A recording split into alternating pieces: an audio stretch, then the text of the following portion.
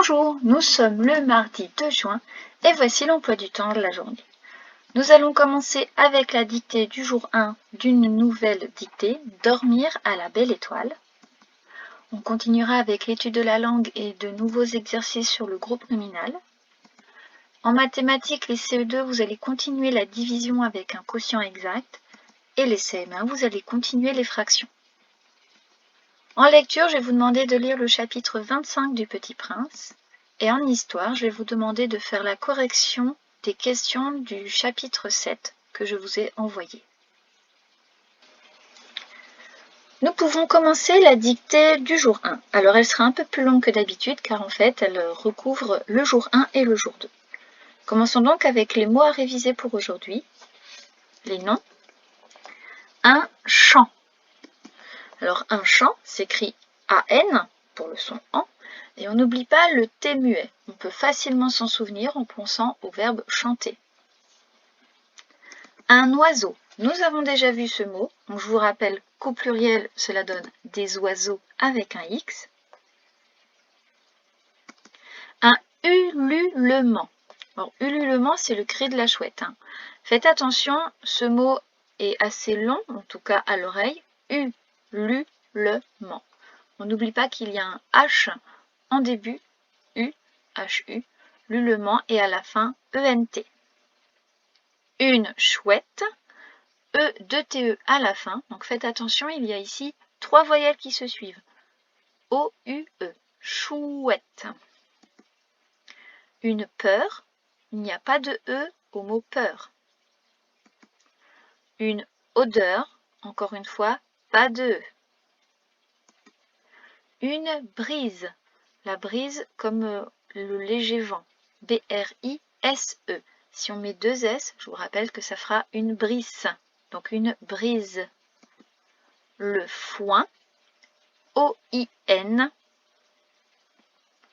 Une ferme, pas d'accent grave, une ferme, F-E-R-M-E. Pour les adjectifs, nous allons avoir l'adjectif voisin. Alors, on ne parle pas d'un voisin, mais par exemple, l'immeuble voisin. Donc, ça veut dire l'immeuble qui est à côté. Donc, il s'écrit comme il se prononce. Attention tout de même au son Z, qui est écrit avec un S entre 2 voyelles. Au féminin, voisin devient voisine. Il suffit de rajouter un E. Et du coup, le IN ne se prononce plus un, mais IN. Pour les mots invariables, nous allons voir le mot certainement. Attention, il y a un son complexe composé de 2 consonnes. Certes, certainement. Le E s'écrit AI. ENT à la fin. Pour se souvenir de l'intérieur de ce mot certainement, pensez au mot certain. Et vous n'avez plus qu'à rajouter ement à la fin. Donc certain, AIN. Certainement. Le mot presque. Attention, vous avez ici 2 sons complexes composés de 2 consonnes. PR, presque, S, Q et UE. Mais, le mais de mais alors, M-A-I-S, on l'a déjà vu quand on faisait les homophones. Juste, aucune difficulté sur ce mot. Et je vais vous rajouter une catégorie aujourd'hui de pronoms. Alors, le pronom c'est celui. Celui qui dit la vérité, par exemple. Lequel prends-tu? Celui que j'aime bien. Donc C-E-L-U-I. Au féminin, il devient celle, C-E-2-L-E.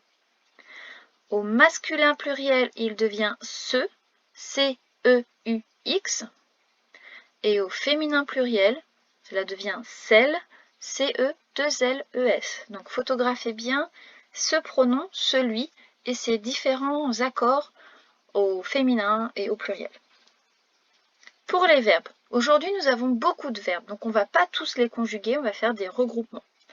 On va avoir le verbe écouter, le verbe apporter, on n'oublie pas les 2 P à apporter, le verbe avoir, le verbe sentir. Tous les 4 seront au futur. Donc on ne va pas vous demander de faire les 4 verbes au futur, on va les regrouper. Et on aura aussi dans la dictée le verbe être au présent. Donc celui-là non plus, je ne vais pas vous le demander car c'est une grande révision. Par contre, je vais vous demander de conjuguer un de ces verbes réguliers au futur, par exemple écouter, et puis le verbe avoir au futur. Donc je vous laisse faire une pause et on se retrouve pour la correction. Donc le verbe écouter au futur, il est tout simple, il est régulier. Vous prenez l'infinitif et vous y ajoutez les terminaisons du futur. J'écouterai, tu écouteras, elle écoutera, nous écouterons, vous écouterez, ils écouteront. Le verbe avoir au futur, c'est aussi une révision, mais je pense que ça vaut la peine de la refaire. Avoir au futur, donc c'était j'aurai, tu auras, il aura, nous aurons, vous aurez, elles auront. Une fois qu'on se souvient du radical AUR, les terminaisons sont toujours les mêmes. Nous pouvons passer à la dictée. Je vais vous lire une première fois la dictée en entier. J'écouterai certainement le chant des oiseaux et le ululement des chouettes. J'aurais presque peur en les écoutant, mais pas si tu es là. Nous sentirons les odeurs que la brise nous apportera, celles de la ferme voisine et du foin juste coupé. Je commence. J'écouterai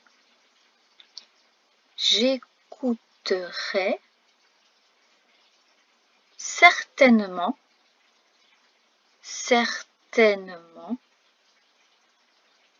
le chant des oiseaux, le chant des oiseaux et le ululement des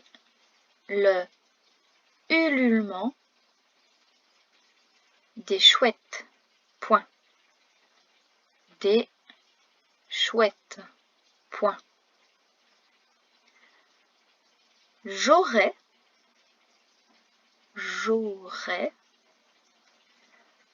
presque peur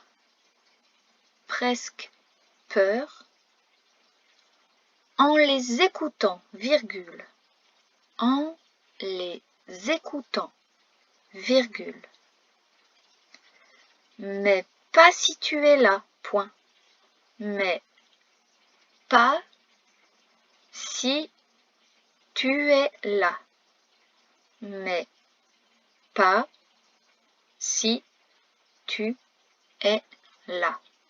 Point. Nous sentirons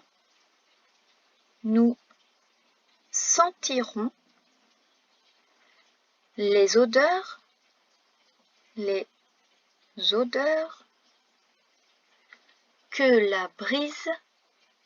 que la brise nous apportera. Deux points. Nous apportera. Deux points. Celle de la ferme voisine, celle de la ferme voisine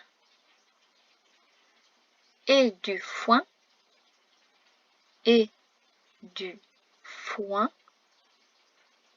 juste coupé, point. Juste coupé, point. Je vous relis en entier avec la ponctuation la dictée du jour. J'écouterai certainement le chant des oiseaux et le ululement des chouettes, point. J'aurais presque peur en les écoutant, virgule, mais pas si tu es là, point. Nous sentirons les odeurs que la brise nous apportera, deux points, celle de la ferme voisine et du foin juste coupé, point. Je vais vous laisser faire une relecture avec les critères du code champion, que voici réaffichés. Et quand vous avez terminé cette relecture, nous passons à la correction. On commence avec « j'écouterai certainement ». J'écouterai, c'était le verbe écouter au futur à la première personne du singulier. On reconnaît bien la forme de l'infinitif et de la terminaison du futur. On n'oublie pas le J majuscule en début de phrase. Certainement, nous l'avons révisé en début de journée. Le chant des oiseaux. Il ne fallait pas oublier le T à chant et le X à des oiseaux puisqu'ils sont plusieurs. Et le ululement des chouettes. Ici, le et, c'était le et de et puis, donc ET. Le ululement, on l'a vu en début de dictée. Des chouettes également, mais cette fois vous rajoutez un S car chouette est au pluriel. Point.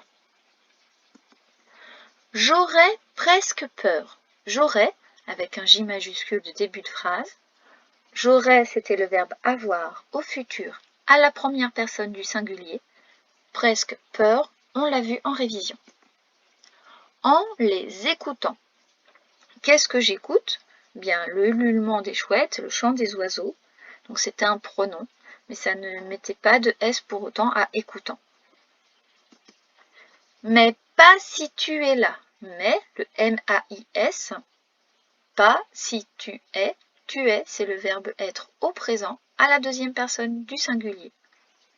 Le là, c'est le là du lieu dont on met un accent sur le A. Point. Nous sentirons les odeurs. C'était le verbe sentir au futur à la première personne du pluriel. Le nous avec une majuscule, sentiront ONS, les odeurs, un S pour le pluriel des odeurs. Que la brise nous apportera.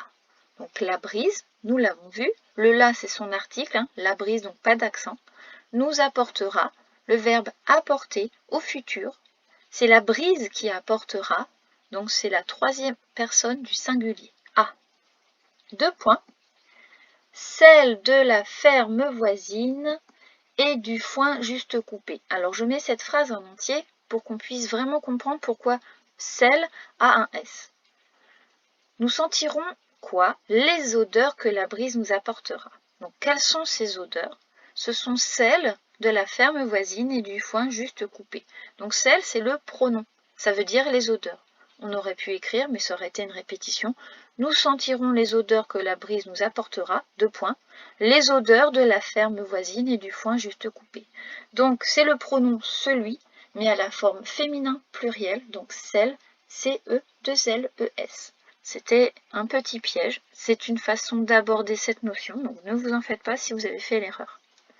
De la ferme voisine, donc voisine c'est l'adjectif du mot ferme, donc il est au féminin, singulier, donc voisine avec un E, et du foin coupé, le et c'est le et de et puis, donc ET. Le foin, nous l'avons vu, juste coupé.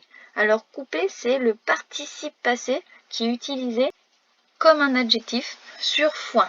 Donc couper, puisque c'est une forme particulière de verbe et qu'on entendait le son et, on pouvait se poser la question, est-ce que c'est à l'infinitif ou au participe passé? On pouvait le remplacer par mordre.